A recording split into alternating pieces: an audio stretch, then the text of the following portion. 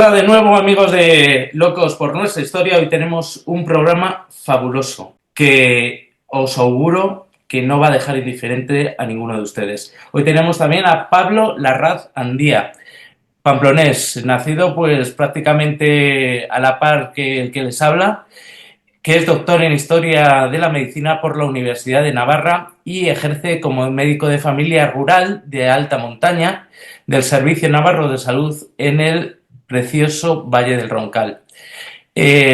Aficionado de siempre a la historia militar, podemos calificarle como uno de los mayores entendidos sobre carlismo y quizás, sin miedo a equivocarnos, el mayor conocedor del carlismo de nuestra guerra civil. Libros ha publicado Entre el Frente y la Retaguardia, con editorial Actas. Posteriormente, Aventuras de un gentleman en la Tercera Carlistada y Abárzuza, 1874, el día en que murió Concha. Posteriormente publicó dos pedazos de libros, Requetés, de las trincheras al olvido, y La cámara en el Bacuto, fotógrafos y combatientes en la Guerra Civil Española.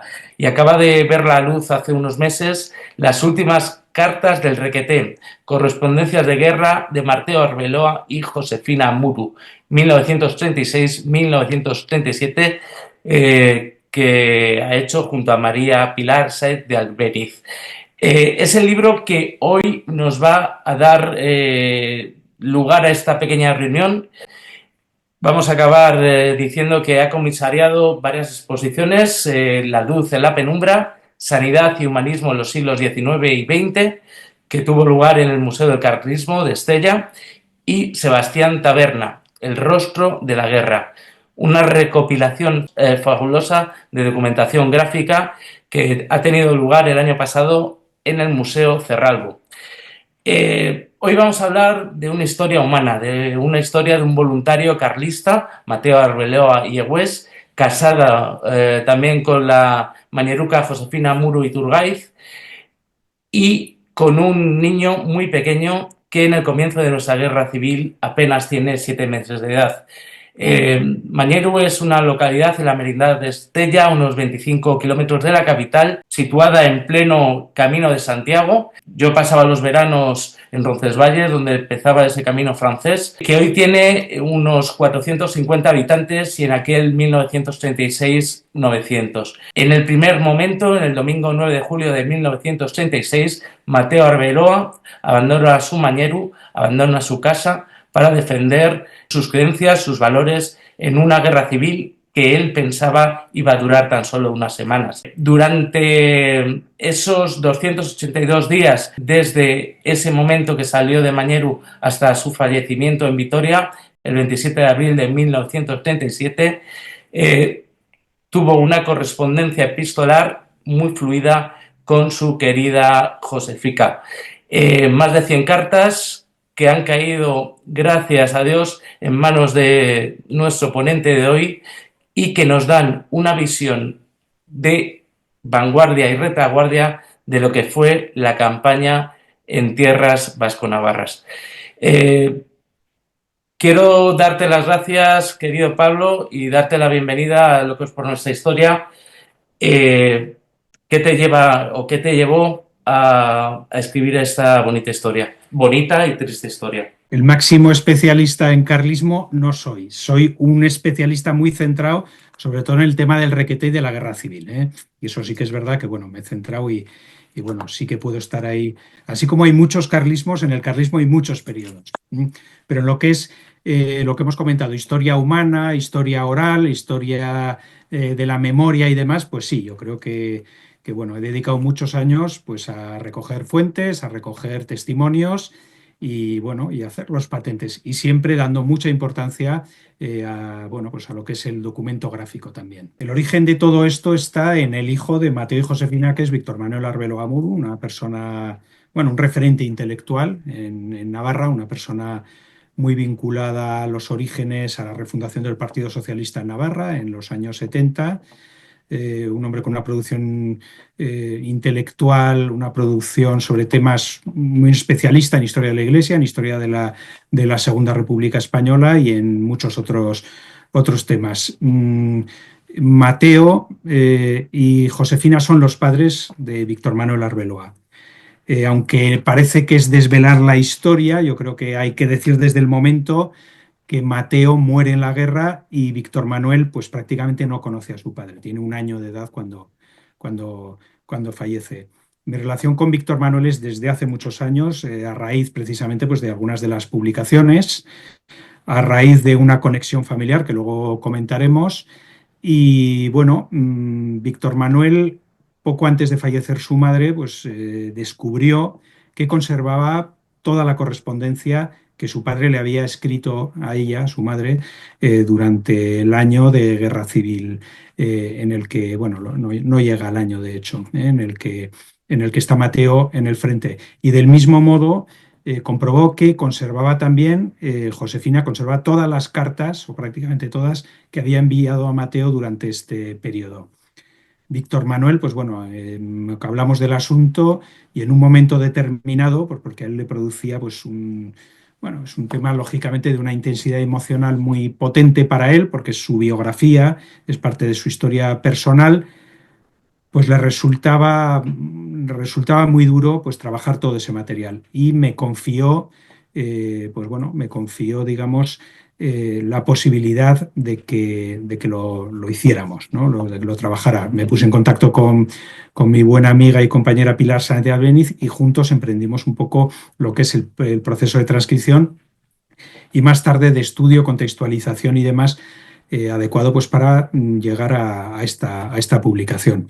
Seguramente se trata de la colección epistolar, desde luego de las publicadas hasta el momento es la más completa, de una calidad excepcional, por varias razones. Primero porque se conservan, salvo 3 cartas, posiblemente calculamos que faltan 3 cartas de Josefina, pero todas las demás cartas se conservan, lo cual nos da una historia epistolar desarrollada en el tiempo. Nos permite ver esa doble visión de la guerra. Por una parte, la del combatiente voluntario que va al frente y por otra parte, la de la esposa que queda en la retaguardia en una situación económica muy complicada, con un niño recién nacido intentando sobrevivir pues, a las penurias de la guerra en la retaguardia, aunque Navarra no es frente de combate, y por otra parte, pues intentando servir de soporte emocional tanto ella para su marido como su marido para ella. En ese sentido, son casi 100 cartas las que tenemos y nos dan una historia de evolución en el tiempo, también psicológicamente de cómo evoluciona la guerra, lo que en principio parece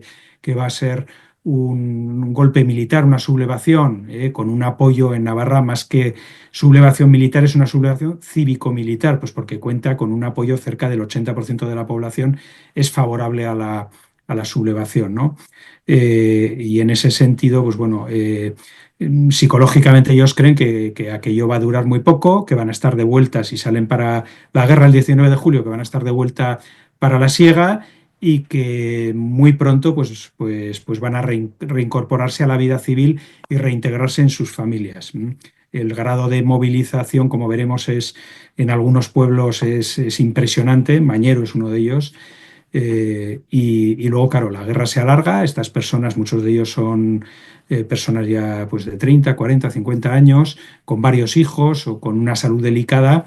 Y bueno, aquello lo que parecía que iba a ser una guerra muy corta, pues se va alargando y surgen una serie de problemas, una serie de cuestiones que en las cartas se van desgranando. Pues vamos allá. En España, tradicionalmente, la correspondencia de guerra, concretamente la relativa a nuestra guerra civil española, es un género hasta el momento poco explorado, por muchas razones. La primera, pues porque no es fácil acceder a colecciones epistolares completas. Todavía es más difícil que las familias, al tratarse pues de documentación bastante íntima y personal, pues es difícil que las familias accedan a su publicación por cuestiones de conservación. Y bueno, la verdad es que editorialmente en general son pocos los libros centrados en colecciones epistolares y cuando los ha habido han sido no colecciones de cartas, sino más bien pues una recopilación de cartas relativas pues a o voluntarios de una milicia concreta o combatientes involucrados en un episodio o en una batalla concreta. En ese sentido, creo que el libro del que hoy vamos a hablar ciertamente es bastante novedoso. Al tratarse de una colección completa de cartas, muy completa, prácticamente son un centenar de misivas cruzadas entre Mateo Arbeloa a lo largo de la contienda y su esposa Josefina Muru. Es decir, es una historia epistolar, que vamos viendo la evolución de la guerra, la evolución de estas personas, la evolución de las circunstancias, de los pensamientos, de los sentimientos a lo largo de, algo más de un año de contienda. La correspondencia de guerra nos permite acceder a, pues a perspectivas y a dimensiones muy poco accesibles con otro tipo de correspondencia, con otro tipo de documentación primaria. Hay que tener en cuenta que para las cartas, para el combatiente, además de una fuente de información, seguramente la más fiable, pues porque el combatiente tenemos que ponernos en aquella situación. El combatiente, la información le llegaba o bien por el boca a boca o bien por la prensa. El boca a boca, pues Radio Macuto, como se decía entonces, pues era una fuente relativamente fiable y la prensa estaba muy condicionada y muy sesgada, no era tan directa. Además, de una fuente de información para el combatiente, la correspondencia servía de vía de desahogo y de conexión afectiva, sobre todo con los seres queridos y con la retaguardia.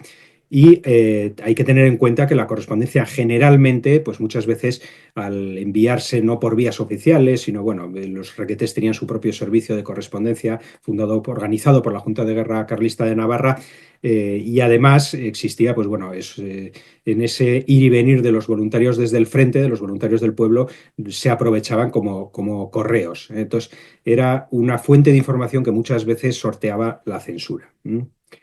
Si algo caracteriza, como hemos dicho, el mundo epistolar es la intimidad y la sinceridad. Ahí se expresan abiertamente emociones, dudas, miedos, también los debates interiores, ¿no?, que van surgiendo conforme pasan los meses en la contienda, los anhelos, las esperanzas. Y nos da además una doble visión, la del combatiente, en este caso por parte de Mateo, que nos cuenta sus periplos en el frente, y por otra parte las de Josefina, que nos haciendo un fresco muy rico de lo que es la retaguardia en Navarra, en un pueblo como era Mañero, un pueblo eminentemente carlista y que apoyó, pues bueno, podríamos decir casi totalmente la rebelión militar de 1936 contra el gobierno del Frente Popular.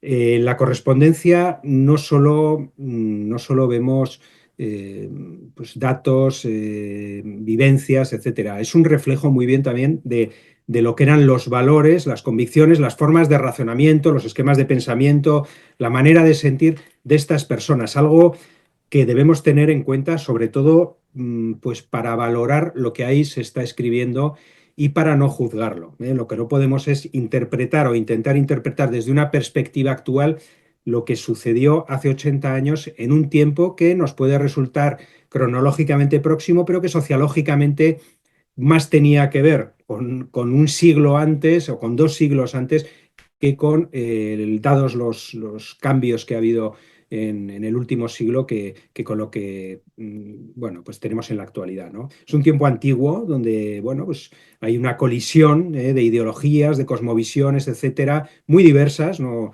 podemos centrarnos en dos bandos concretamente. Dentro del bando nacional hay diversidad de cosmovisiones y dentro del bando republicano, pues del mismo modo que hay diferentes milicias, también hay pues unos intereses y unas formas de entender las cosas diversos. Yo creo que en ese sentido prima la prudencia. Son, evidentemente, a la hora de hacer una historia general de nuestra guerra civil, son necesarias las perspectivas globales, pero yo creo que en este momento, quizás para entender, llegar a entender, no justificar, sino entender lo que sucedió entonces, son muy importantes pues las microhistorias. Y de ahí pues el valor de lo que hoy estamos abordando.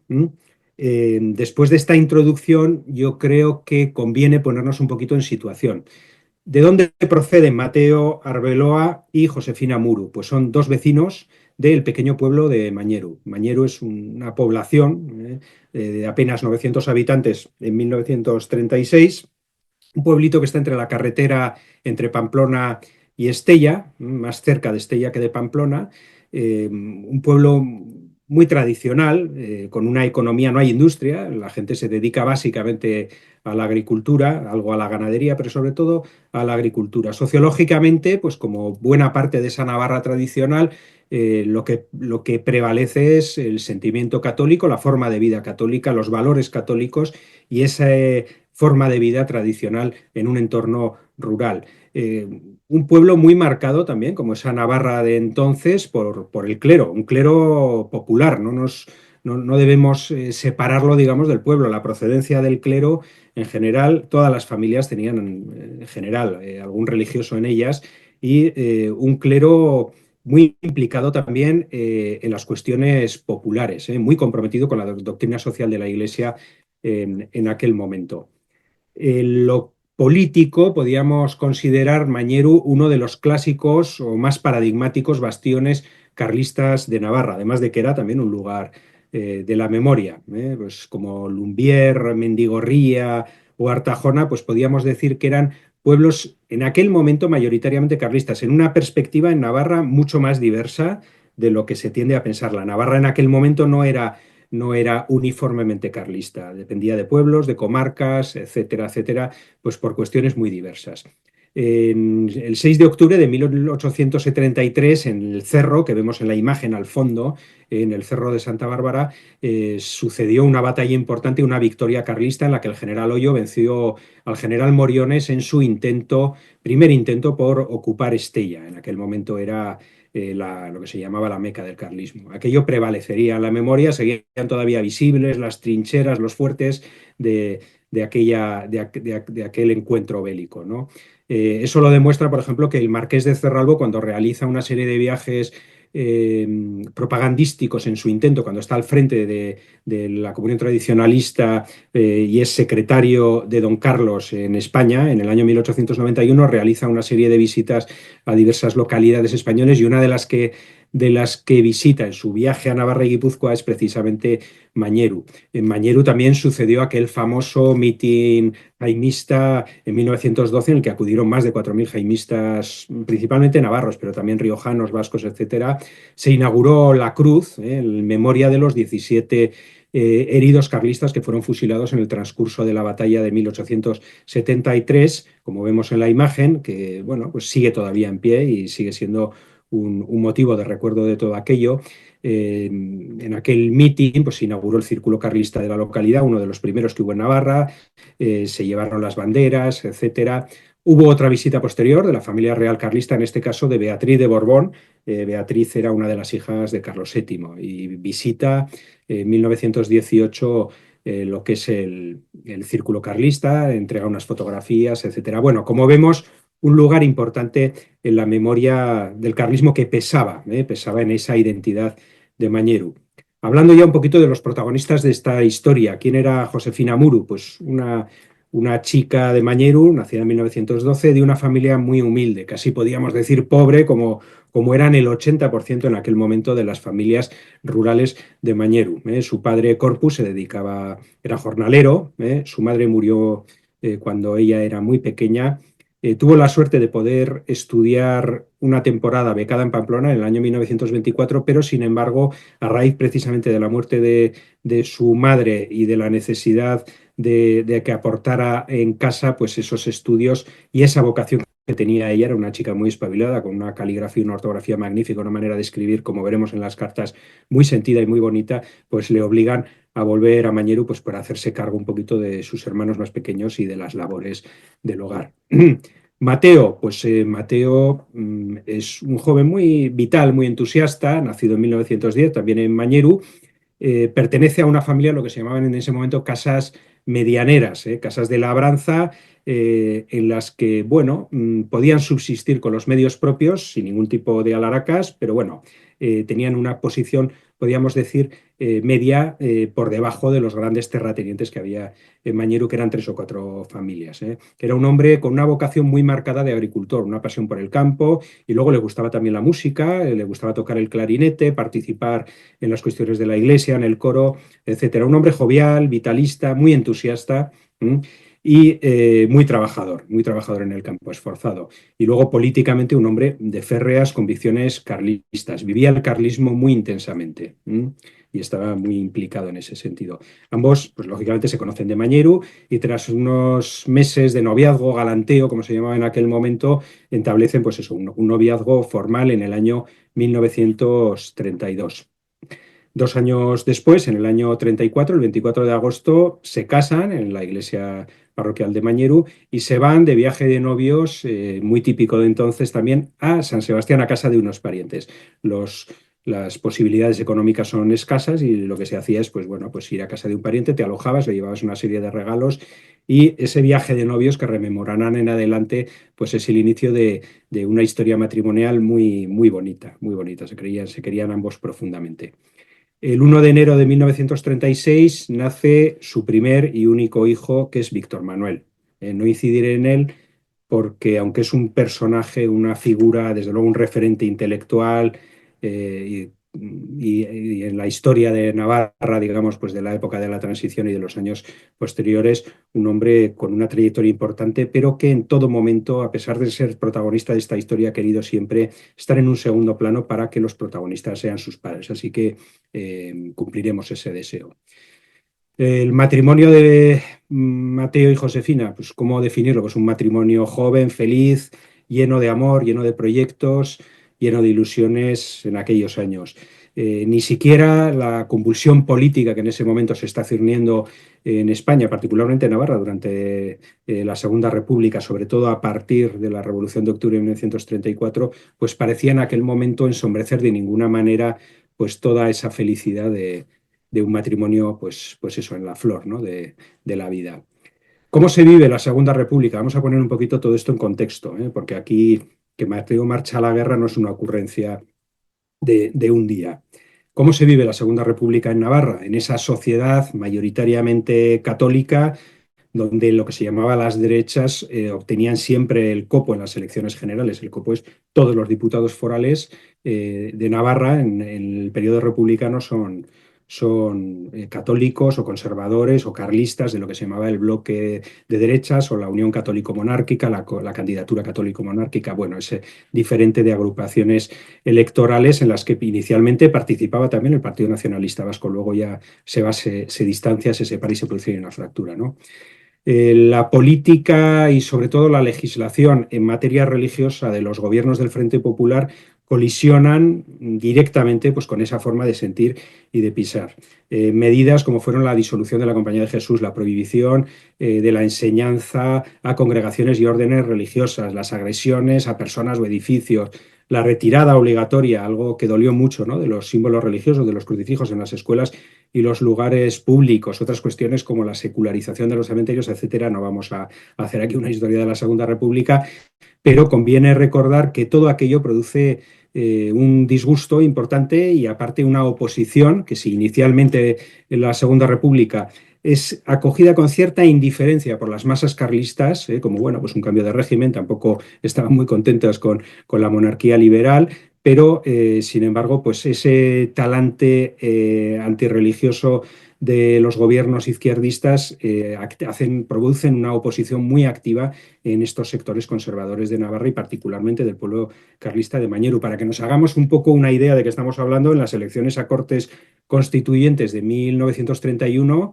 hemos recordado que Mañeru tenía 900 habitantes, con una participación superior al 95%, todos los votos emitidos correspondieron a la candidatura católico-fuerista. ¿Que hubiera habido votos republicanos? Pues sí, hubiera habido un pequeño número de votos republicanos, pero bueno, pues por la razón que sea optaron por no votar. Mañeru en estas cuestiones pues se movilizará y estará presente en todas las manifestaciones y en todos los mítines, pues bien de reafirmación católica o de contenido carlista, etcétera. Vemos aquí el famoso mitin que hubo pues, en la Plaza de Toros de Pamplona en el año 32, un mitin de reafirmación católica, donde ahí vemos a Mañeru cómo asiste con sus propias pancartas, a que habla de la Juventud Católica de Mañeru, Mañeru por la religión, etcétera. Y en esa fotografía, pues aunque no lo he logrado identificar, pues seguramente, con total seguridad, estaría Mateo.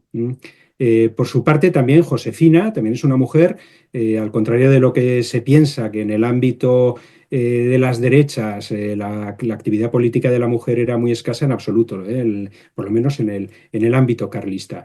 Las mujeres carlistas se movilizan, participan en los mítines, dan ellas mismas muchos mítines. Hay varias, lo que se llaman las oradoras mitineras, varias mujeres navarras, en general jóvenes maestras con, bueno, pues ciertas dotes de oratoria que se dedican a recorrer y a participar en los diferentes ámbitos. Está Carmen Villanueva, Lola Valeztena, Clinia Cabañas. Bueno, hay una serie de mujeres muy destacadas a nivel nacional. La más conocida es María Urraca Pastor, que vemos en la derecha de la imagen, que es la Margarita que participó en el famoso mitin carlista del año 1932 en el Euskal Jai de Pamplona, en el que sabemos estuvo presente Josefina. En todo este contexto, conforme transcurre la República, sobre todo a partir del año finales del 34, después de la Revolución de Asturias, y particularmente en el año 1935, existe una convicción entre las bases carlistas que aquello, pues,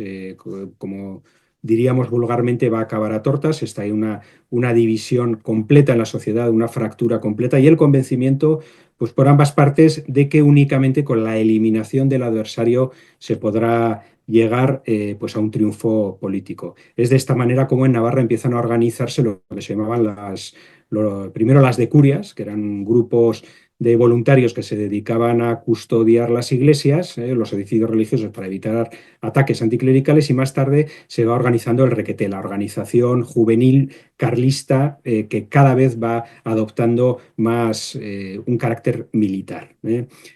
Mañeru se crea en 1935, el Requeté.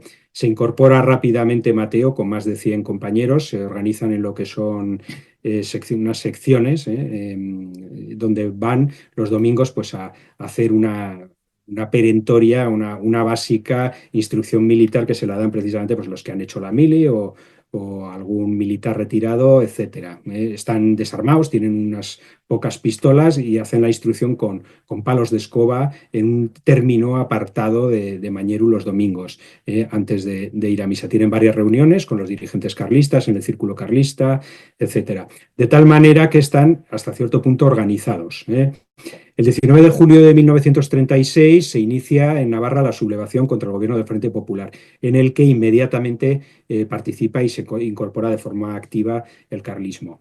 El grupo de Mañeru, que en principio los requetés comprometidos eran prácticamente 60-70, sin embargo, el 19 de julio muchos otros muchachos se incorporan a los camiones que van partiendo de Mañeru, y 114 voluntarios se incorporan ese día, un porcentaje altísimo, como hemos dicho, 114 en un pueblo de 900 habitantes, 114 varones de edades muy diferentes. Hay chavalillos de 15 años y algunos veteranos de hasta 50, 60 años, que luego en muchos casos son devueltos. Mañeru, a lo largo de la contienda, aporta más de 200 combatientes. Hay ficha registrada de 189, pero sabemos de algunos que por cuestión de edad o extrema en uno u otro sentido fueron devueltos a sus casas. De todos ellos, 28 perderían la vida. También fallecieron dos vecinos de Mañeru víctimas de las represalias. Uno de ellos, un socialista, pues huye de Mañeru, pues porque sabe que su vida peligra, y cuando está intentando cruzar a Francia es apresado y fusilado. Y del mismo modo, bueno, pues un contable originario de Mañeru que se encuentra en Madrid, pues por su militancia derechista, pues es también apresado en una checa, y luego, pues bueno, muere fusilado, aunque nunca se llega a saber el paradero del cuerpo. Tristes historias estas. Bien, en los 9 meses siguientes, desde ese 19 de julio hasta que Mateo muere, ya lo anunciamos, pero bueno, es el sino de este libro, se anuncia la muerte del protagonista. 9 meses siguientes, de ese 19 de julio, Mateo enviará a Josefina cerca de 62 cartas. Ella, a su vez, le devolverá unas 30 misivas, de las que únicamente conservamos 24, un número muy importante, pero sabemos que hubo un grupo entre 4 y 6 cartas que se perdieron, en la parte final, sobre todo. Es un legado muy bien conservado, un legado pues bueno, que tiene manchas, regolones de tinta corridos por la lluvia, en algunos casos está por las lágrimas de Josefina, con unos papeles muy diversos, con una escritura a veces en lápiz, otras con un lápiz de tinta, otras con un lápiz violeta, otras a plumilla, etcétera, pero en general muy bien conservados. Mateo lleva siempre encima las cartas de Josefina y Josefina, conforme van llegando las de Mateo, las va guardando ordenadas en la cómoda de su dormitorio. Como hemos comentado, posiblemente se trata del legado más completo cruzado que en este momento sepamos de nuestra guerra civil española, de un combatiente con su mujer. Es un valor, tiene un valor histórico y etnográfico muy importante, como hemos comentado, porque es, pues además del reflejo de la guerra, es el reflejo de un tiempo y de una forma de pensar y sentir. ¿Y cómo pensaba y sentía Mateo y Josefina? Pues bueno, ahí tienen ustedes varias cartas y ven los encabezados. Los encabezados, pues que habla de Viva Cristo Rey, Viva España, Viva Navarra carlista, Viva España tradicional, etcétera, etcétera. Curiosamente, ninguna de las misivas pone Viva Franco, no por nada, sino porque en aquel momento, para los requetés, la figura de Franco era considerada un militar válido, un militar que les iba a llevar a la victoria, pero no era considerado un jefe político. Hay veces que pone viva el rey o viva el abuelo, refiriéndose al rey Alfonso Carlos, que muere en octubre precisamente, dejando en ese momento al carlismo sin una cabeza dinástica clara.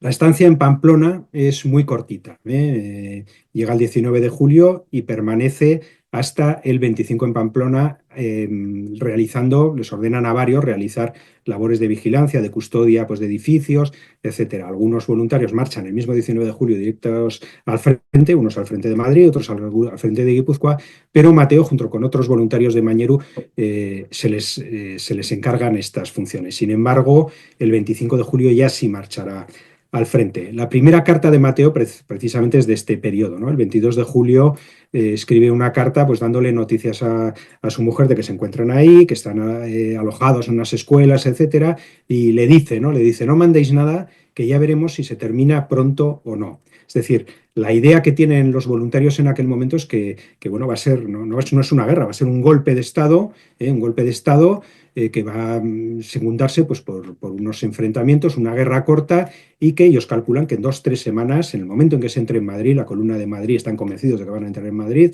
en el momento en que se entre en Madrid, pues la guerra se terminará, bueno, el golpe de Estado triunfará, ellos confían en que vaya a triunfar y habrá un cambio de gobierno en España. Sin embargo, pues bueno, como todos sabemos, pues todo ese pretendido golpe de Estado deriva en una guerra civil fratricida que dura 3 años. Mateo marcha el mismo 25 de julio, ya organizados en una columna de requetés que se dirige a Guipúzcoa. La idea que tienen es, con el coronel Beorlegui, pues intentar primero cortar la frontera de Guipúzcoa.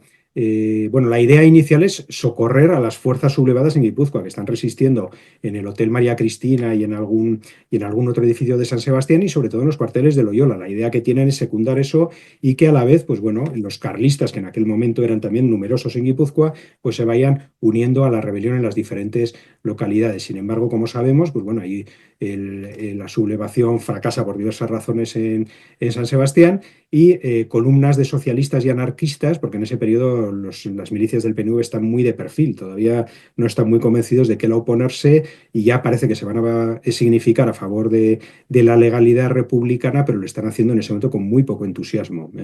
Habían sido, con los socialistas y comunistas, habían sido opositores hasta hacía 4 años. Lo que pasa que, bueno, pues por cuestiones políticas, pues optan por situarse a favor de la República. La columna Donabeitia, que es la que se encuentra encuadrado Mateo, marcha directamente hacia Oyarzún, hace una parada en Leiza el día 26 de julio, con la intención, como decimos, de adentrarse en tierras guipuzcoanas. ¿Qué es lo que pasa? Bueno, pues en Andarlaza se ha cortado la comunicación, se ha volado el puente, han dado la vuelta a los sublevados hacia Vera de Bidasoa, Lesaca, y el objetivo a tomar es Oyarzún. Sin embargo, en Oyarzún encuentran una resistencia muy decidida por parte sobre todo de milicias socialistas, comunistas y anarquistas procedentes de Guipúzcoa. El avance nacional queda absolutamente detenido en Oyarzún y hay una férrea resistencia. Además, cuentan los republicanos con la artillería, una artillería anticuada, pero bueno, que es la única que hay en ese momento, de los fuertes de Erlaiz, Pagogaña o San Marcos. Y aquella artillería les produce muchas bajas, ¿eh? En ese momento están ocupando unas posiciones en inferioridad de medios, ¿eh? Y sin un apoyo artillero ni de aviación, claro, ¿eh? En ese momento podríamos decir que incluso hay una cierta superioridad de medios en esos días por parte de los republicanos. Son combates pues, urbanos, en los caseríos, en precarias trincheras y bajo la amenaza continua de los obuses que caen desde el fuerte de San Marcos o de Erlaiz y Pagogaña. De hecho, las misas de campaña las tienen que hacer bajo el puente, cuenta en sus cartas el mismo Mateo. En esta situación tan arriesgada permanecerán hasta principios de septiembre. Como decimos, es una etapa particularmente peligrosa. Voy a aprovechar introduciendo pequeños fragmentos de las cartas para dar un poco más viveza a este relato, ¿no? Desde Oyarzún, el 1 de agosto, escribía Mateo a Josefina: estamos quietos, porque de Rentería nos atacan mucho con cañones y demás. Ya podéis rezar, porque aquí está más duro para entrar y las balas nos silban bastante. Todos estamos muy contentos, y aunque el rancho es escaso, nos consolamos unos con otros. Ya que no podemos oír misa, rezamos el rosario 1 o 2 veces al día. Lo malo es el tiempo, que llueve a menudo y hay mucha hierba. A su vez, Josefina contestará a Mateo unos días después. El 12 de agosto se produce, tenemos que tener en cuenta, la primera muerte de un voluntario de Mañeru, de Teófilo Ataún, que era pues, muy amigo y marido de la íntima amiga de Josefina. Aquella primera muerte pues, se vive con mucho disgusto, mucha intensidad y supone sociológicamente un punto de inflexión en la mentalidad de la retaguardia. Finalmente son conscientes de la magnitud del drama en que los voluntarios de Mañeru y el pueblo entero está inmerso, ¿eh? Lo que parecía una fiesta al principio, aquel 19 de julio, pues ahora es una guerra en toda regla, donde hay muertes, desgracias y destrucción por todas partes. Por primera vez en las cartas de Josefina aparece verbalizado claramente el miedo a la muerte de Mateo. El 29 de agosto ella le dice: no te niego que me destroza el corazón solo de pensar que podamos separarnos tan pronto, estando aún nuestro hogar en flor, como quien dice. Muchas veces me despierto espantada, sobre todo los primeros días tras la muerte de Teófilo, y otras con la ilusión de que estás en casa. El otro día tan vivo soñé que habías venido que me llevé una gran desilusión al despertar. ¿Mm? Como vemos, pues las muertes en adelante serían frecuentes y las capillas ardientes, como la de la imagen en los bajos del círculo carlista de Moñiru, pues por desgracia llegarían a ser habituales. Mateo en sus cartas generalmente tratará de ocultar pues, los datos más peligrosos, tratará de tranquilizar a Josefina, las durezas o los horrores del frente. Oculta detalles escabrosos, trágicos, pero ciertamente se desahoga con ella bastante y son, bueno, son muy sinceras las cartas en general. Mateo siempre en sus cartas pregunta sobre el ambiente del pueblo, cómo va la cosecha, cómo está la situación, pero sobre todo pregunta por su hijo, por su Manolín, que tiene ese momento, pues tiene unos poquitos meses. Muestra también preocupación pues, por la economía familiar, una economía que era justita, pero que ahora, pues con él en el frente, pues pasará a ser muy dificultosa, muy complicada. Pregunta por el campo, las labores, las cuentas, etcétera. Incluso en ocasiones envía planos, como el que vemos en la imagen, dibujados en algún papelito y demás, dándole instrucciones a su mujer sobre qué debe plantar en las diferentes parcelas o qué sembrar, etcétera. Josefina en sus misivas, a su vez, pues le da noticias de todo esto, ¿no? Por ejemplo, en septiembre le dice: ya hemos recogido la oliva, algo he ayudado yo al papá, no llegan a 11 robos. No sé desde cuándo no había estado en el campo, y en todo te veo a ti, esposo mío. Qué pena es vivir solica, con mi papá ya viejico y mi pobre Manolín que está hecho un sol. Lástima que no te va a conocer con las veces que te llama papá. A mí se me parte el corazón cuando se despierta la noche y empieza mamá, papá. En fin, una historia de ausencias. Tras la ruptura del frente de Oyarzún, finalmente se produce un avance de las tropas nacionales y un desmorone del frente republicano durante varias semanas. Se produce un intenso avance muy precipitado por tierras guipuzcoanas de las columnas de Requetés. Mateo escribe el 14 de septiembre de 1936 la que tal vez sea su carta más expresiva y entusiasta tras la entrada de los Requetés en San Sebastián. Es una carta muy bonita, en la que, excitado ese día, ese 14 de septiembre a la noche, le escribe: Mi queridísima, amadísima e inolvidable vida, de lo que mi corazón siente en estos momentos desde ayer tarde, no sé por dónde empezar. Solo desearía ahora abrazarme a ti, esposa del alma. Derramo lágrimas de una emoción tan grande. No sé si podré dar razón. Esto solo se puede creer viendo el recibimiento que tuvimos ayer y la alegría que reina por la ciudad. No se puede escribir aquella entrada. Qué abrazos, qué griteríos, qué cantas. Como que no puedo hablar de tanto gritar y cantar. 10 horas sin parar, en un agua de sudar y los pies llagaos. Una tarde como nunca de alegría y emoción. Las monjitas salían llorando, las muchachas nos quitaban las boinas, y yo con mi borla y la bandera. Y no la dejo hasta ahí, o envuelto me entierren a ella. La entrada en San Sebastián con un recibimiento muy afectuoso por parte de la población partidaria, que era seguramente mayoritaria en San Sebastián. Después de unos meses muy tortuosos de ocupación republicana en los que se dio una represión de la que se habla poco, pero que fue muy, muy trascendente, muy importante.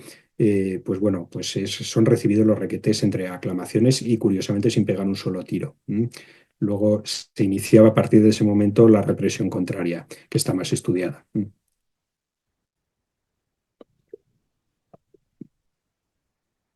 Bien, reinicio.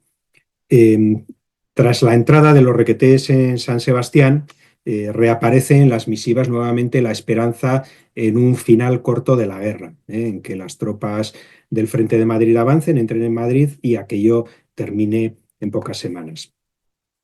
Los Requetés avanzarán, el tercio de Navarra, que en ese momento se está formando, avanzará en dirección a la frontera entre Vizcaya y Guipúzcoa. Tras la toma de San Sebastián, Mateo gozará de un breve permiso en Mañeru a finales de septiembre, unos días de descanso, reencuentro con la familia y que, bueno, pues quedan empañados por una triste despedida y la añoranza a partir de entonces, en los días siguientes, pues cada vez más intensa del hogar. Antes de volver a Pamplona, antes de volver en Pamplona, Mateo se fotografía con María Muru, que es una hermana religiosa, que la vemos aquí vestida de seglar, porque ha conseguido escapar del Madrid republicano, y se fotografía en Pamplona, muy cerquita, en un parque que hay ahí, donde el Hotel de los Tres Reyes, que se llama, bueno, pues se fotografía como recuerdo antes de volver al frente. Cuando se incorpora ya Mateo, lo hace en el frente del Goibar, donde se han quedado establecidas las posiciones de forma estática y así sucederán, así lo estarán durante bastantes meses siguientes.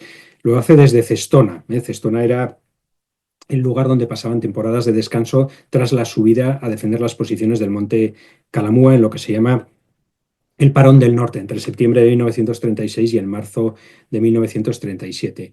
Para cuando se incorpora Mateo ya está constituido oficialmente el Tercio de Navarra y la compañía de Mateo es la tercera compañía del Tercio de Navarra en la que Mateo está integrado como sargento de Requetés. Ya es una unidad totalmente carlista.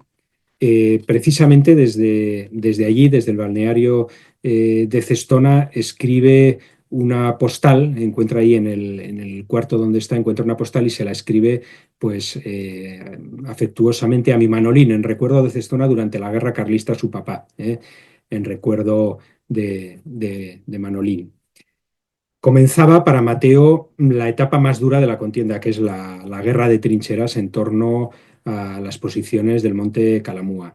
Durante este periodo, Mateo escribirá 44 cartas. Josefina, una veintena también envía a Mateo, aunque sabemos que alguna de estas pues parece que se ha podido perder. Es una etapa particularmente dura, por el desgaste psicológico para el combatiente, bajo una constante tensión y amenaza, sobre todo por parte de los morteros y de los francotiradores.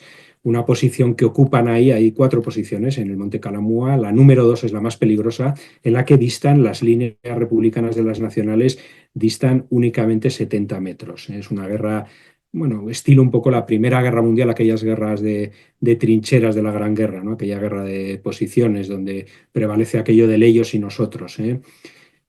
Acondia, la número 2, aquella maldita posición, como le suele llamar Mateo, bueno, pues es un lugar donde todos los días hay bajas, todos los días hay heridos o muertos, pues por herida de bala o por morteros. Hay un desgaste psicológico muy importante, unido a todo ese peligro y esa tensión continua. Pues hay conversaciones con los republicanos, a veces discusiones, insultos, y otras veces, pues bueno, incluso comparten cantos y debates políticos. Tenemos constancia por las cartas y también pues, por las cartas de Mateo y por algún otro diario, pues de esas conversaciones a la noche entre, pues a veces el capitán Ciganda, que discute, cuando son gudaris, pues discute sobre la doctrina federal del carlismo y la unidad histórica de España, la participación de los navarros y los vascos en la historia de España, con los dirigentes nacionalistas que están enfrente. Y cuando suelen ser milicias republicanas, socialistas, anarquistas, etcétera, suele ser el capellán, Andrés Algarra, el que pues rebate las doctrinas socialistas, sobre todo con la doctrina social de la Iglesia de la encíclica Renum Novarum de León XIII. También hay algún otro participante como Valentina Yúcar, etcétera.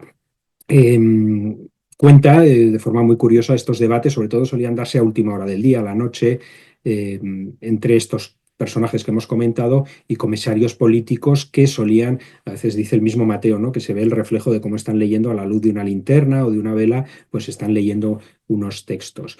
Todo eso acrecienta muchas veces pues esas paradojas de la guerra y ese desmoronamiento moral de los combatientes que se encuentran ahí. Además, en Calamúa se dan unas condiciones meteorológicas, es un invierno particularmente lluvioso, el de 1936, en unas condiciones, sobre todo el frío lo padecen mal, pero la lluvia es terrible, ¿eh? Es unas posiciones muy poco resguardadas, apenas tienen refugio, las trincheras se anegan, y unas condiciones pues muy complicadas para la supervivencia. Las cartas se mojan, como vemos en algunas de ellas. ¿eh? Eh, y luego, pues todo esto recuerda mucho a estas imágenes que vemos pues, de la Primera Guerra Mundial, de las trincheras estáticas en Verdún, etcétera. Eh, Mateo escribe va a dar bastantes detalles, algunos de ellos muy interesantes, sobre la vida de trincheras, sobre algunos detalles con el contacto con el enemigo y bueno, pues cómo funciona aquello, ¿no? Por ejemplo, en vamos a ver, esta es de octubre de 1936. Le cuenta en carta a Josefina: Esposica mía, aquí estamos, en el refugio, helados por el motivo de haber nevado esta noche pasada, y hoy hace bastante frío. Aquí entra aire por todas partes, hasta por el tejado, y las goteras no nos han dejado dormir en paz esta noche. Ay, Josefica mía tiernísima, a estas horas que bien estarás en tu camica con tu corderico, mientras que yo no puedo estirar los pies por no tener sitio. Toda esta añoranza de casa, en esta añoranza desde el frente, Mateo pedirá a Josefina, no tiene, bueno, quiere una imagen de su hijo y le encarga que por favor le haga una fotografía y se la envíe al frente. En algunas cartas dice: ya no me conocerá a mi regreso, ¿no? Decía resignado.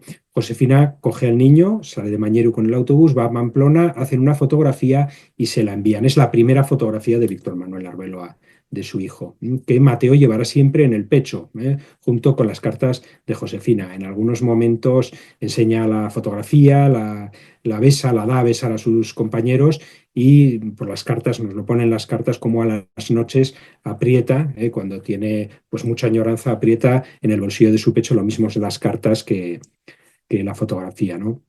A finales de diciembre de 1936 se va aproximando la Navidad, se desmorona la esperanza de una entrada inminente en Madrid, aunque todavía queda esperanzas, y un desenlace próximo de la guerra. La Navidad, pues en guerra, pues es una Navidad de ausencia, sentida especialmente. Desde la retaguardia, pues a los combatientes les envían cartas, les envían paquetes de lo que se llamaba el aguinaldo, los cajones del aguinaldo, les envían comida a través de familiares, etcétera. Incluso hay familiares que marchan al Goibar a visitar en el frente a sus seres queridos, ¿no? Leyendo las misivas de Mateo y Josefina estos días, pues uno se acerca a lo que era la esencia, o lo que es la esencia del misterio cristiano de la Navidad en dos personas profundamente creyentes como eran ellos. Eh, en el peor lugar del mundo para vivir en aquel momento, tal vez la Navidad, que podía ser las zanjas y el barro de Calamúa, pues ahí se celebra la misa de Gallo de 1936, de Navidad de 1936. Y bueno, pues ahí sucede, hay una tregua, que es un asunto muy interesante para investigar. El día la víspera de Navidad, el 24 de diciembre, escribe Mateo a Josefina: pide por mi valor, resignación y conformidad con todo cuanto toca sufrir, que se haga la voluntad de Dios y no nuestro capricho, si no nos conviene. Él nos juntará. Ahora que por eso no vamos a dejar de pedirle o proponerle nuestros deseos. En estos días que se avecinan, tú te encargarás de hablar al niño Dios de mi parte, y cuando viaje yo al pueblo del Goibar, si no voy por allí, consultaré con él cara a cara. Mientras tanto, felices Pascuas. Josefina, por su parte, le respondió a Mateo el 25 de diciembre contándole cómo habían pasado la Navidad en Bañeru. Derramé muchas lágrimas. Ya he oído tocar a la misa de gallo y la aurora tan triste este año. Todo se vuelve recuerdos queridos y esperanzas.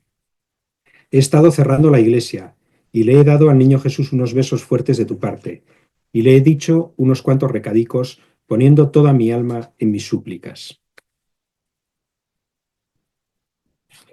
Bien, estamos viendo un poco esa importancia que tenía la fe, la vida religiosa, las prácticas religiosas, tanto para Mateo como para Josefina. Realmente en el frente para Mateo, pues lo que son las misas de campaña, los rosarios, etcétera, lo refleja, sirven de bálsamo espiritual y también de una conexión con Josefina y con Bañeru, con la retaguardia. También las cartas de Josefina son de una hondura espiritual pues muy importante, ¿no? Por ejemplo, en una de ellas le dice: a mí me causan también muchísima pena toda esa infinidad de almas, de hermanos nuestros al fin, me refiero a los izquierdas.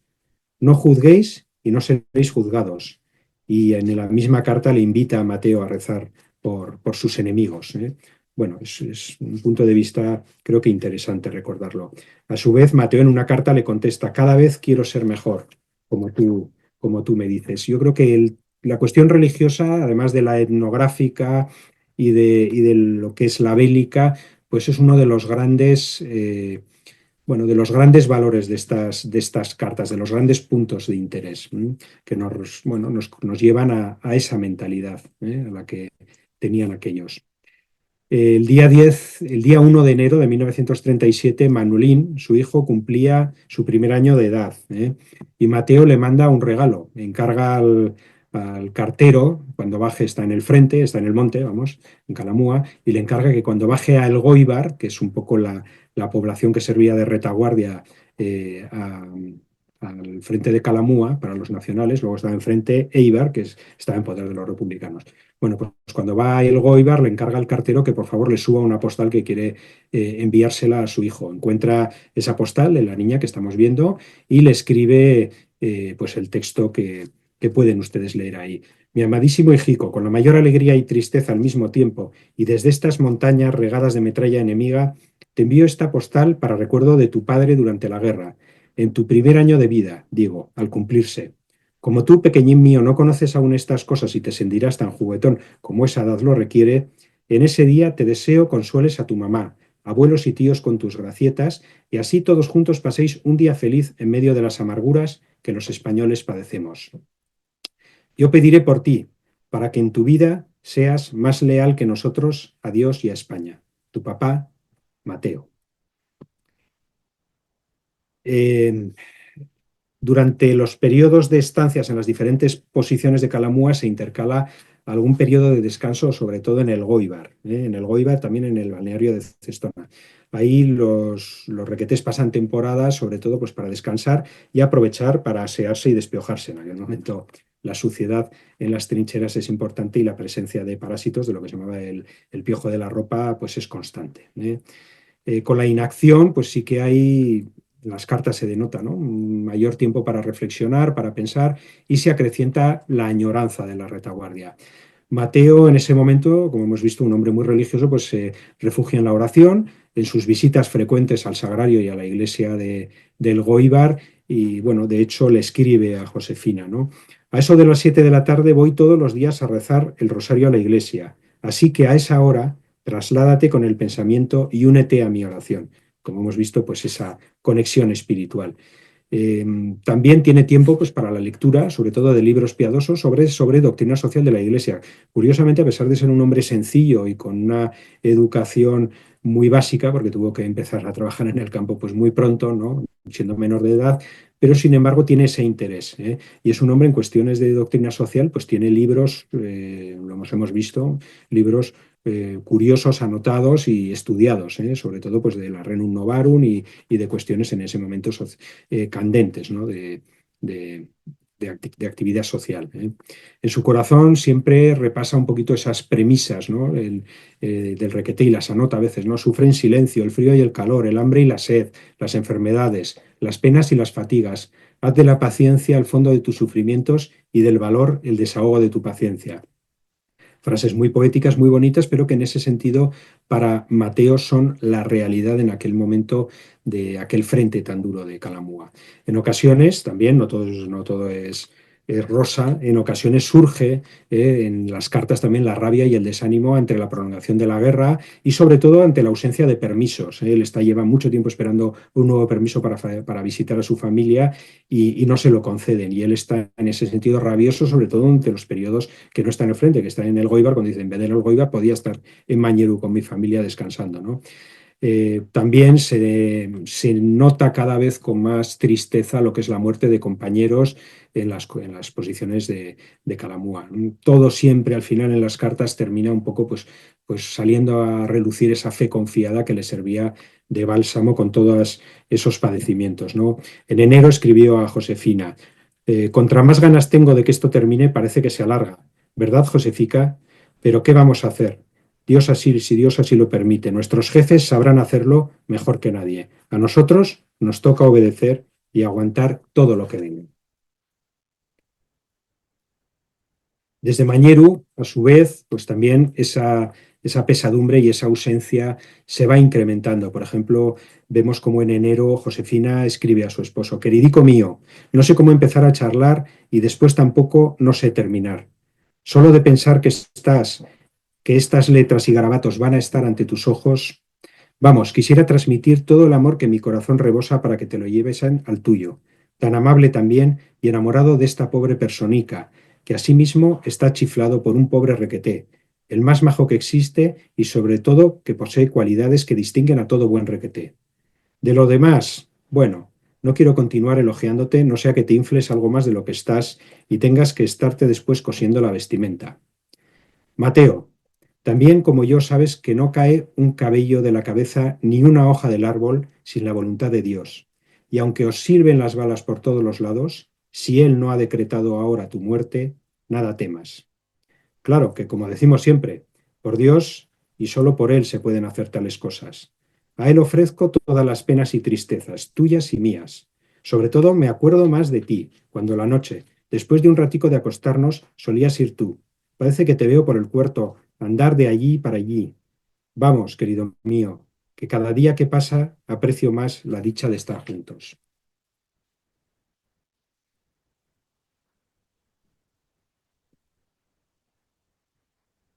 A principios de febrero, Mateo tiene su segundo y último permiso.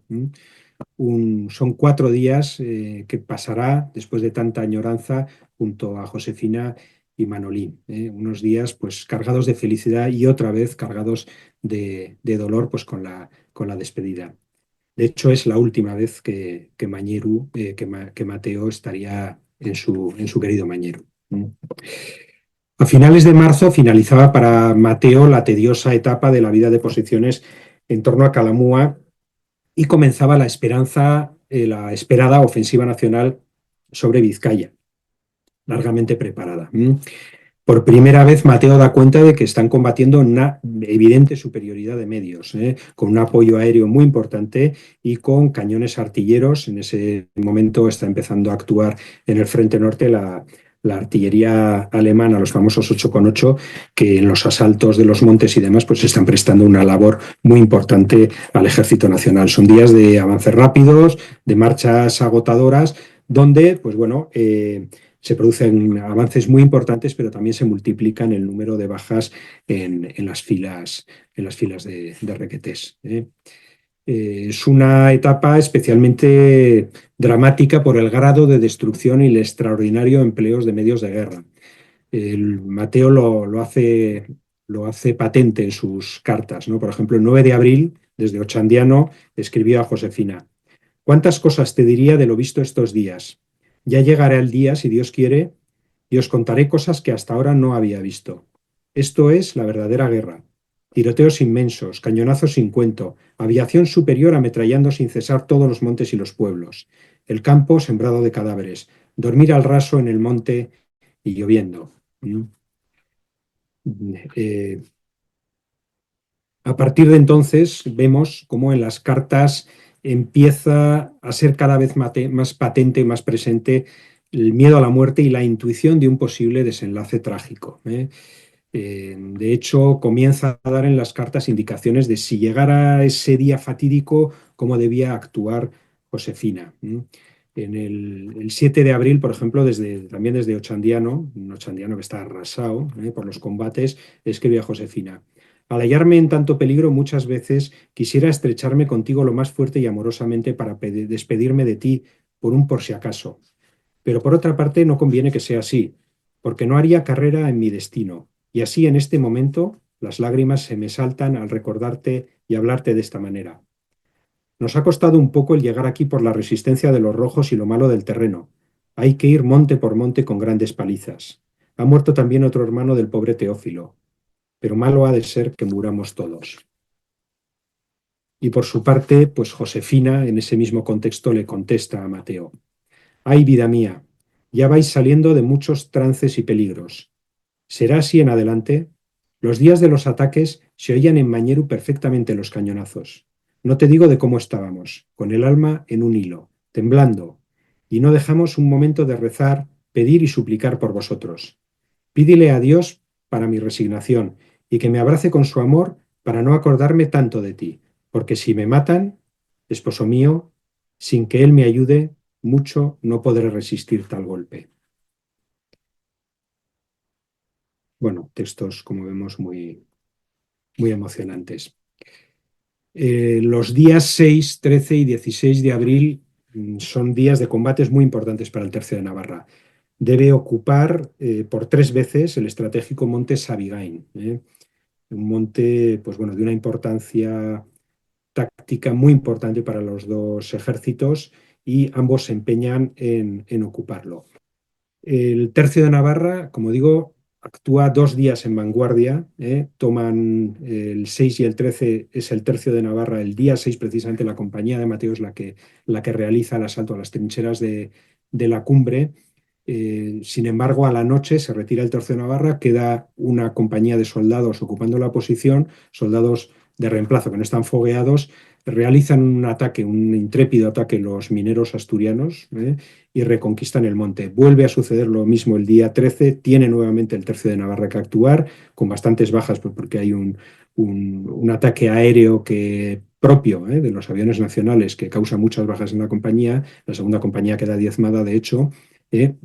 Y otra vez, a la noche, nuevamente se quedan soldados de posición y nuevamente los mineros asturianos, los mismos que Mateo cataloga hasta en 3 ocasiones en sus cartas de hombres muy valientes, pues retoman el monte. Un nuevo intento el día 13 de conquista. En este caso el Tercio de Navarra actúa de apoyo y el que ataca es el Tercio de San Miguel, y acaban tomando ya por tercera vez y definitivamente el monte Sabigain. Esa misma noche se quedarán los del Tercio de San Miguel durmiendo en Sabigain para evitar precisamente pues, que pudiera haber, pues el ejército republicano pudiera recuperar la posición.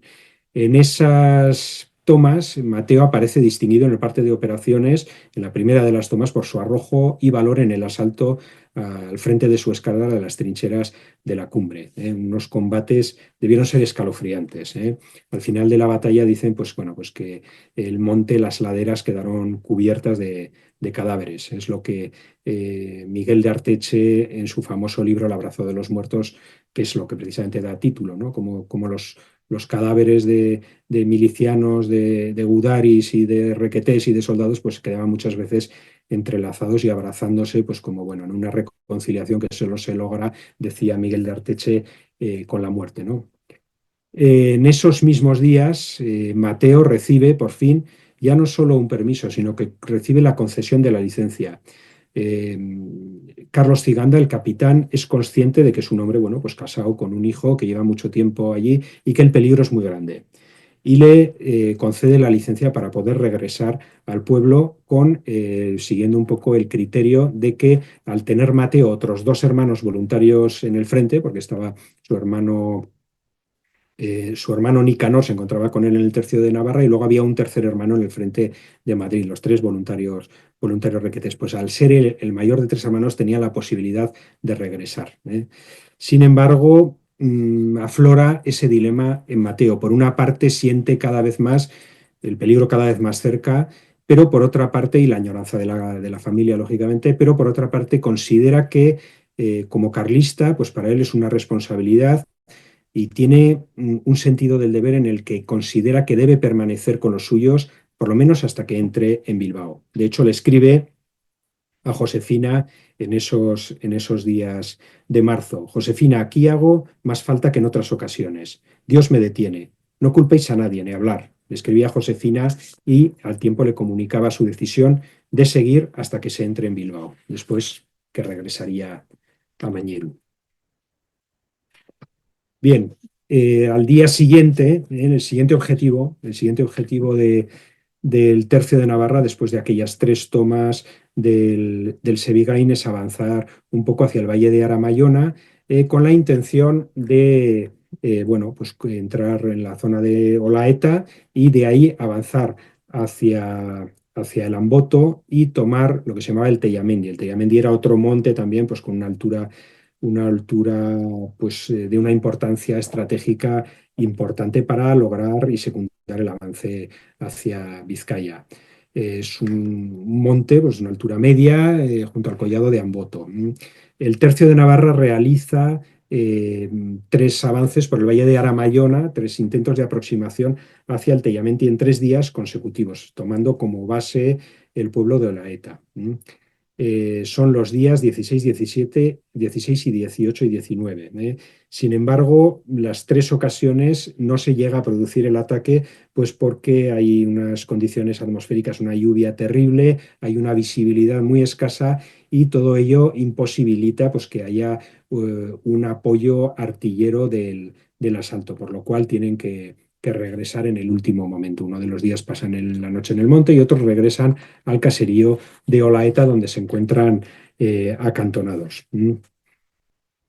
El día 19 de abril, precisamente desde ese caserío de Olaeta, Mateo escribía la que sería su última carta a Josefina, en la que le decía: hoy, día en que cumplimos los 9 meses en campaña, y después de bajar al monte hasta el Hombro de Barro, aunque no tengo muchas ganas de fiestas, por hablar un ratico contigo y enviarte mis más tiernos cariños, lo hago con muchísimo gusto, mágica mía. Bien, de ese día tenemos también imagen de la última misa de campaña a la que asiste Mateo, precisamente a la puerta de aquel caserío en el que se encontraba acantonada la tercera compañía del Tercio de Navarra. Es la última vez que comulga y ahí vemos al capellán Andrés Algarra pues celebrando la misa de campaña. Y al fondo pues vemos la última carta que escribió a Josefina, ¿no?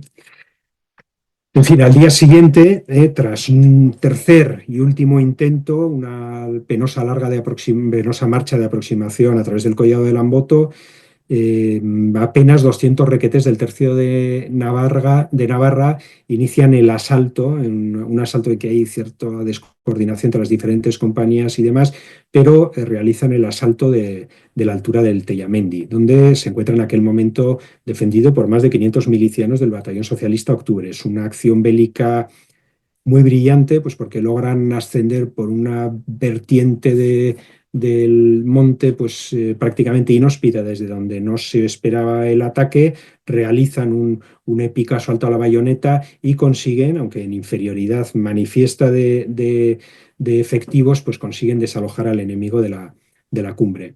Sin embargo, pues en ese asalto final a las trincheras, Mateo recibía un balazo en el pecho que le atravesó ambos pulmones, quedando gravemente herido. El mejor amigo de Mateo también recibe un balazo en la cabeza y muere instantáneamente en ese asalto. En ese momento, en aquel momento, Mateo tenía en el bolsillo, como siempre, pues las últimas cartas de Josefina y la foto de Manolín. Después de aquello, pues Mateo está gravemente herido, pero tampoco parece una herida crítica, ¿eh? No es una situación crítica. Pasan la noche en el monte porque no se les puede evacuar, porque es de noche, no hay medios, etcétera.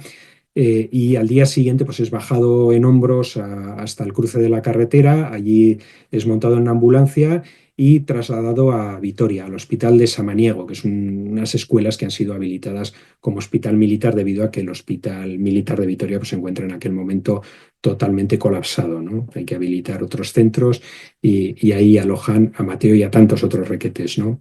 Cuando ingresa, ahí Mateo, el día 21, pues avisan a Josefina que acude inmediatamente con el padre de Mateo, con su hermana, también Josefina, y el pequeño Manolín, también el tío Paco, ¿no? De hecho, bueno, pues entre los recuerdos que hay de aquellos tristes días, pues es como Manolín, al ver a su padre herido en la cama, en una sala y demás, pues se asusta, comienza a gritar y tienen que sacarlo de la sala, ¿no? Josefina tiene que regresar a Mañeru, pues a dejar a Manolín y nuevamente regresa pues a cuidar de Mateo junto con su hermana y con el tío Paco que permanece todos esos días. El tío Paco es un tío maestro que tenía Mateo, que vivía en Azagra y que bueno, pasa esos días también alojado en Vitoria cuidándole, ¿no? Inicialmente no parece que la herida tenga tanta gravedad, pero 2 días después, seguramente por una hemorragia interna, pues la situación de Mateo se agrava inminentemente y bueno, pues se les informa que seguramente va a fallecer, ¿no? Bueno, ya se pueden suponer ustedes, después de las cartas que hemos leído, pues cómo vive todo aquello Josefina, ¿no? Su hermana, la hermana de Mateo, también Josefina, que le acompaña en esta agonía, pues escribió unos años después sus recuerdos. Leeré un fragmento también porque creo que ilustran bastante bien aquello. Al final llegó el día que tantas veces anunciado por él. Llegamos donde él y se encontraba muy entero y sereno, rodeado de otros muchos heridos. Hablamos, nos atendía y creíamos que pronto se iba a curar, pues estaba muy tranquilo a pesar de su herida, pero a la vez dándose cuenta de todo lo que podía ocurrir y ocurría alrededor. Enseguida se agravó y él se daba cuenta. Su herida, con entrada y salida de bala por la espalda, le había cogido de lleno y se iba. Sangraba bastante. Se tocó la sangre y pensó que llegaba su hora, y como buen cristiano pidió la extremaunción. La recibió con mucha paz. Qué tristeza para dos esposos jóvenes y con mucho amor verse en aquellos momentos, recordaba la hermana pequeña Josefina, que es la que aparece en esta foto, junto a él. Cuentan también cómo Josefina, su esposa Josefina Muru, pues en estos días no se separa de la cabecera de la cama de Mateo y en algún momento le dicen que vaya a dar un paseo mientras se quedan su hermana y el tío Paco, pues como ella acude a la Virgen de la Antigua pues para llorar y suplicarle pues que su marido no falleciera, ¿no? Y, y bueno, termina también el testimonio que estamos leyendo de su hermana. Mateo muchas veces me escribía y me hablaba de todo esto como si lo estuviera esperando, y a veces me decía que le gustaría morir junto a los suyos. Así fue, el 27 de abril de 1937, a la tarde, se fue para siempre de este mundo. Estaba con nosotros, con nosotras y el tío Paco, y a los tres, con Mateo, muerto valientemente y con el rostro tranquilo, nos volvimos a Mañeru, donde descansan sus restos. Bueno, pues este es el final un poquito de toda esta historia. Y quizás sí que, bueno, me gustaría para terminar, me gustaría pues contar ya algún detalle un poco ya más personal, ¿no? Fruto, bueno, pues de estas casualidades del destino, de la providencia, de lo que cada uno quiera llamar, ¿eh? Cuando yo tenía 18 años, en 1988, tuve la clarividente ocurrencia de grabar el testimonio a mi tío abuelo, que es el que aparece en la imagen. Mi tío abuelo es el que era capellán de la tercera compañía del Tercio de Navarra, es decir, de la de Mateo, y asistió, era buen amigo de Mateo y le asistió precisamente, pues bueno, cuando fue herido en el Tellamendi, ¿no? Y hace poco, pues desempolvé con todo este asunto, desempolvé aquellos recuerdos, aquellas grabaciones que tenía de mi tío, y en una de ellas cuenta, ¿no? En mi compañía había muchos chicos de Mañero y Cirauqui, magníficos, algunos muy jóvenes, otros casados y con hijos. Cerca de Lamboto, en el Tellamendi, hirieron a Arbeloa. Justo pude darle la absolución en la camilla. Besó el crucifijo y se lo llevaron corriendo monte abajo. Murió unos días después en el hospital de Vitoria. Era un requete de una fe enorme, muy valiente, de espiritualidad admirable. Para mí, el mejor de todos los que conocí en el Tercio de Navarra, que ya es decir. Lo sentí mucho por él y por la familia que dejó. Para nosotros, se refiere a los capellanes, era lo peor. Los que morían muy jóvenes y los casados. Desde entonces los tengo muchas veces presentes en mis oraciones. Son cosas que se quedan grabadas, comentaba mi tío. Bueno, y a mí lo que se me quedaba grabado también cuando iba a visitarle a su casa y charlábamos muchas horas y me contaba cosas de la guerra y sobre todo de Calamúa. Era un poco el episodio que a él se le quedó más grabado, pero también lo recuerdo como, bueno, mi tío conservaba el detente, conservaba el crucifijo que había dado a besar a todos aquellos chicos que morían en el frente, tenía su diario de guerra y tenía pues una caja de estas de tabaco, de los puros farias, de estas de cartón, donde guardaba pues fotografías de la guerra, ¿no? Bueno, tiene un buen número de fotografías que luego pues mi tía abuela me legó a mí, ¿no? Era el único sobrino que prestaba un poco atención a estas cosas, yo creo, y considero que eran las mejores manos. Y recuerdo perfectamente cómo mi tío repasaba especialmente, a veces siseaba oraciones y demás, y siseaba nombres, mientras miraba esta foto que es la que aparece aquí, en la que están marcadas con cruces los requetés de la tercera compañía del Tercio Navarra, están ahí en las laderas del Calamúa. En primera fila se puede observar que está la mascota, que era un perro, un pastor alemán, se ve ahí un poquito difuminado, pero ahí está, en la primera fila, un requete lo sostiene con su mano, aquel pastor alemán, Ole, le llamaban, Ole de Olegario. Bueno, pues los requetés que están marcados con cruces son aquellos que fallecieron en campaña, por cierto, entre ellos los 3 oficiales que estaban en aquel momento. Y detrás de la fotografía pues estaban apuntados los nombres y entre ellos, pues con una cruz, el de Mateo Arbeloa. Esta es ya, pues ya concluyendo, la orla de los carlistas que murieron durante la contienda en Mañeru. Una orla que ha estado muchos años expuesta en lo que era el Círculo de Carlista de Mañeru, que ahora pues bueno, ya no existe y se ha depositado recientemente en el Museo del Carlismo de Estella, donde se custodia. ¿Cómo fueron la vida después de la muerte de Mateo? Yo creo que es necesario, ¿no? Después del epílogo del libro, primero son las cartas, comentadas con notas al pie, y detrás de todo esto está el capítulo que está hecho un poco con reconstrucciones pues, de los diarios de guerra y demás, pues de todo esto que hemos hablado, de la muerte de Mateo, de cómo sucedió el ataque al Tellamendi, he podido acceder a varios diarios de guerra de combatientes que estuvieron ahí, cada uno da su versión de cómo sucedió aquello, de detalles de cómo fue herido Mateo, etcétera. El pequeño Víctor Manuel pues murió cuando tenía 1 año, no tiene recuerdos activos de su padre, pero su madre pues le habló mucho, le habló continuamente le hablaba continuamente de su padre, al que, como decía ella, del que seguía enamorado, ¿no? Decías tú, tuviste que estar muy enamorada. Dice, no, no, sigo enamorada de mi marido. Josefina fue una mujer ejemplar, que luego, pues bueno, pues lo dedicó todo pues a su familia, a que su hijo, que tenía una mente privilegiada, pues pudiera estudiar en la Universidad de Comillas, en la Complutense, en Roma también, tuvo una vida académica muy destacada.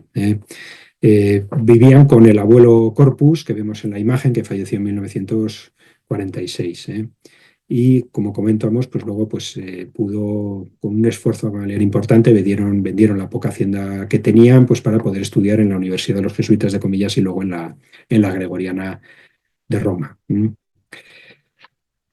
Cuando fallece Josefina, Víctor Manuel pues, se encuentra en una caja, que vemos esta cajita de aquí, que vemos todas las cartas de su padre con las cartas también de su madre. Víctor Manuel sabía que existían las cartas de su padre, de hecho empezó a transcribir algunas, las 10 primeras que publicó en la revista Aportes, pero aquello, pues bueno, se vio interrumpido por la muerte de su madre, de Josefina, bueno, y aparte pues porque suponía para Víctor Manuel pues una tarea pues de una intensidad emocional muy importante, ¿no? Entonces, bueno, estas cartas en esa caja, una caja como de medias, pues han guardado el sueño de los justos hasta que ahora, pues bueno, Víctor Manuel nos encargó a Pilar Saez de Alberiz y a mí la tarea pues de transcribirlas y de publicarlas, que es lo que hemos hecho con la editorial Almuzara. Y para terminar el libro, del mismo modo que también lo comenzamos con un fragmento de un poema de Víctor Manuel, pues también lo hacemos con el poema que escribió Víctor Manuel precisamente pues como despedida del aniversario de la muerte de su padre, ¿no? Este es el retrato que Josefina tuvo toda su vida en el dormitorio de su casa presidiéndolo y al que todos los días le colocaba flores, ¿eh? Una historia muy bonita, decía, pues bueno, que era aquello, mantener vivo el amor, ¿no? Y dice así este poema del aniversario de mi padre. He vuelto a poner las mejores flores de geranio de los tiestos de mi balcón primaveral, encima de tu retrato, camisa de cuadros, chaquetón de cuero y boina calada, del cuarto de mi madre. Te imagino hoy protagonista en la fiesta del cielo, con toda tu familia ya reunida, y ya con todos los que en su día en nuestro pueblo disteis vuestras vidas por la causa más noble.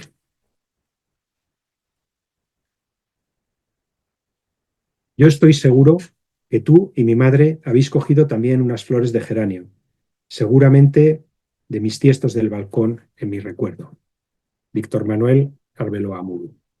Y yo creo que, bueno, con esto pues termino esta exposición. Recomendarles, por supuesto, la lectura de este libro, que creo que, bueno, que no solo abarca un público interesado en lo que pueda ser guerra civil o carlismo o el Frente Norte, etcétera.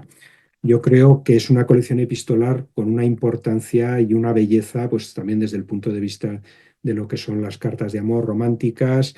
Tiene una trascendencia espiritual muy llamativa y luego son, bueno, nos guste o no, es el reflejo de la forma de vivir, pensar y sentir pues, de una generación ya pasada de españoles. Y Miguel Ángel, yo creo que ya con esto, por mi parte, es todo. Tremendo, tremendo testimonio. Enhorabuena, enhorabuena porque difíciles, vamos, yo no soy ningún mojigato, yo tengo ya una edad, pues he vivido cosas en la vida, pero es que en momentos me has hecho a punto saltar el lagrimón. Sí, Y la es presentación que tremendo. tuvimos en Pamplona, mucha gente acabó llorando, sí, sí. Es tremendo. Indudablemente todos nos ponemos en la situación. ¿Cuántos Mateos y cuántas Josefinas hubo en nuestra guerra civil? ¿Cuántas historias desconocidas? Y gracias a ti nos podemos hacer una idea de lo que fue para tantos y tantos españoles de uno y otro lado, porque yo creo que aquí en esta historia podría haber sido también incluso un combatiente del ejército republicano. Pero qué valor, qué decisión, qué confirmación de sus creencias, pudiendo volver a Mañeru con su hijo y su mujer, permanecer por su religión, por su país, por sus creencias. Y yo creo que vamos, dicen que solo muere el olvidado y gracias a ti y a Pilar, pues Mateo sigue vivo. Sin lugar a dudas, de lectura obligada, tanto por gente que se califica con unos ideales que nosotros, tú bien lo has dicho, dejamos un poco al lado, porque estamos hablando de personas, estamos hablando también, lógicamente, de creencias, pero es una historia humana. Y te tengo que dar mi más sincera enhorabuena. Tú y yo hemos hablado, llevamos pues una idea de lo que es tratar la historia muy similar, trabajamos pues de manera muy igual, ninguno de los dos somos de formación historiadores, pero creo que historiador es el que es capaz de analizar la historia y poderla compartir y me he sentido muy identificado con tu trabajo y te tengo que dar la enhorabuena. Mi más Muchas sincera gracias. enhorabuena, amigo. Y por mi parte, pues nada, darte las gracias por compartir con nosotros esta historia tan bonita y tan triste a la vez. Bueno, pues lo que comentamos, la historia la hacen las personas y esta es una historia humana. Y si somos capaces de no tener prejuicios, pues para poder valorar, que lo mismo comentas tú, pues puede ser de un bando, puede ser otro, en este caso, circunstancialmente, pues es el reflejo pues de una sociedad en la que estaba Mateo, pero hay cosas como el amor, los ideales, los principios, bueno, pues que trascienden tiempos e ideologías. Y creo que es de justicia pues poder apreciarlos y, bueno, como dices tú, pues estamos muy satisfechos de haber rescatado una historia que podía haber pasado con la de Mateos y Josefinas, como bien dices que hubo, pues hemos tenido la suerte de que en este caso lo que hace singular esta historia es que está todo esto recogido pues en unas cartas sobrecogedoras y que nos hacen revivir todo aquello con una intensidad descarnada como si estuviera sucediendo. Y aunque empiezas el libro sabiendo cuál es el final de la historia, yo transcribiendo las cartas, lo mismo Pilar, que leyendo el libro, que anotándolas y demás, me cuestionaba muchas veces, "Jo, esto no puede terminar así, por favor, no puede terminar. ¿Cómo a estas personas tan buenas les puede pasar esto, ¿no?". Pues bueno, son estas historias trágicas de las que hubo cientos, miles durante nuestra guerra civil. Esta es una más, ni la más trágica ni la más terrible, pero sí una de las mejor documentadas gracias a esta colección epistolar, que es un regalo y un legado que Víctor Manuel ha querido que pueda ser vivido, disfrutado, consultado, llorado, pues por estas nuevas generaciones que yo creo que en general de nuestra guerra civil saben cosas, saben tópicos, saben lugares comunes, a veces visiones muy simplistas con toda la gama de grises que tiene nuestra, nuestra terrible guerra civil y que bueno, que nos hacen acercarnos al drama, por lo menos nosotros así lo hemos vivido al trabajar este libro, pues como quien entra en tierra sagrada descalzándose. Me llama muchísimo la atención, tanto por parte de Josefina como la de Mateo, eh, ese posicionamiento piadoso frente al enemigo. Es algo, pues, que denota o clarifica por qué Mateo estaba en el frente. Por una religión y por unos ideales que lleva a rajatabla, a rajatabla. Es Sí, algo, sí. pues, sorprendente. Y tres hermanos en el frente y mira, yo hace poco pues una persona que conozco pues ya ha regresado, ha estado en el frente de Ucrania y cuando yo estaba un mes o un mes y medio sin saber nada de mi buen amigo, pues la agonía de pensar, coño, ¿qué estará pasando? Y Josefina tuvo la suerte de tener noticias cada poco tiempo, pero me ha venido a la cabeza también el sufrimiento de estar unos días sin recibir noticias, porque claro, siempre te vienes a lo peor y es pues desgarrador, una historia apasionante y que te doy las gracias por haber, bueno, ya, y al otro hora Manolín, Víctor Manuel, por haber querido compartirlas con nosotros. Bueno, gracias a ti pues, por darme la oportunidad en tu precioso blog, no sé si se llamaría así, o canal, ¿eh? Reunión de amigos. Bueno, en tu reunión de amigos, pues de compartir de todo esto, de lo fácil que lo has puesto y bueno, pues de difundir esta historia que realmente, bueno, estoy muy satisfecho. Estoy muy satisfecho. He hecho unos cuantos libros, pero este es especial. Este es especial. Y luego esa conexión con la historia familiar, personal, pues también, bueno, pues me ha reconfortado mucho, sí. Mira, es algo que no puede ser casual. A ti te Mm. ha pasado con tu tío que fuera el capellán que hubiera estado presente en el momento de recibir Mateos herida, que fuera él precisamente quien le diese esa emoción. Eso tiene que ser por intervención de alguien. Sí. Eso no puede ser casual. Te cuento algo muy curioso también. Yo descubrí que uno de los héroes de Valer, Mm. lamentablemente, había acabado asesinando a otro hombre pues, en una pelea por la que era por aquel entonces su pareja. Descubrió en un viaje cuando volvió que su pareja estaba tonteando con otro, llegaron a las manos y lo mató. Yo había conocido en una de mis visitas al monte una persona que me puso en contacto con otra persona que vivía en Barcelona porque quería saber algo sobre un familiar suyo que pudo estar en Filipinas. Con esta persona pues hice amistad, yo voy todos los meses a Barcelona, tengo casa allí, coincidimos, comimos, nos hicimos amigos y una vez le cuento, uno de los héroes de Valer, he descubierto que mató a otro hombre en Guillena. Hombre, Villena, mi mujer es de Villena. Porque estaba saliendo con una chica que se llamaba La Fragosa, silencio por su parte. Dice, ¿me puedes repetir otra vez el mote? La Fragosa. Dice, La Fragosa es la bisabuela de mi mujer. Eso no puede ser casualidad. Eso Pues es no, porque tiene mucha... alguien indudablemente nos pone en el camino. Así es, así es.